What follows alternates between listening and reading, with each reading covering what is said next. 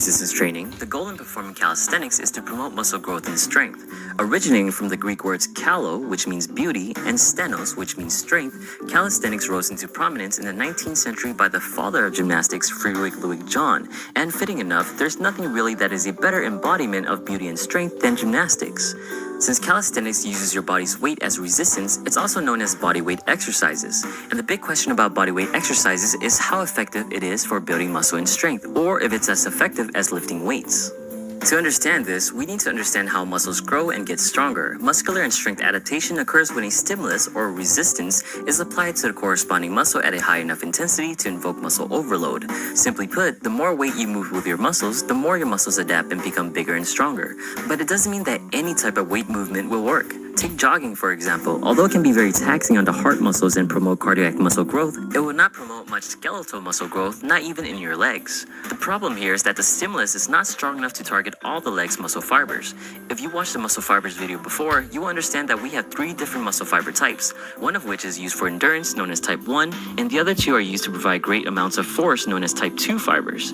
Since running doesn't require large amounts of force from your legs, type 2 fibers are hardly fatigued and not a lot of muscle growth occurs. It's also the reason why many do not consider jogging as a calisthenics exercise, even though it only utilizes your body's weight. But other calisthenics exercises do in fact elicit high enough of a demand to hit those large muscle fibers. Take a pull-up, for example, where on average people can hardly even do 5. The movement demands all fiber types to fire and eventually exhaust, thus promoting muscle growth.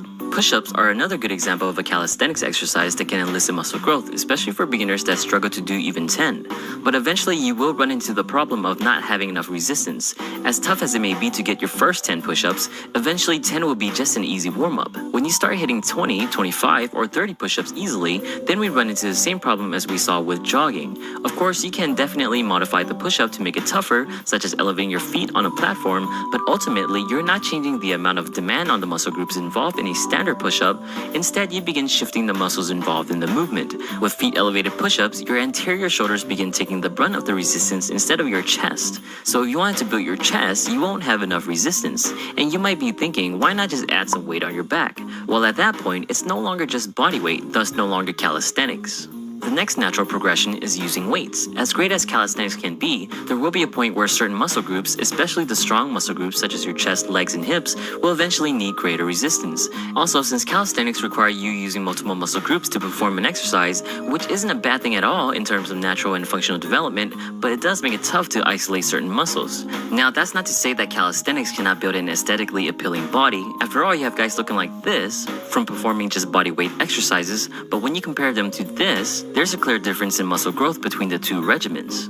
Heck, even Olympic gymnasts have to use weights to push their maximum potential.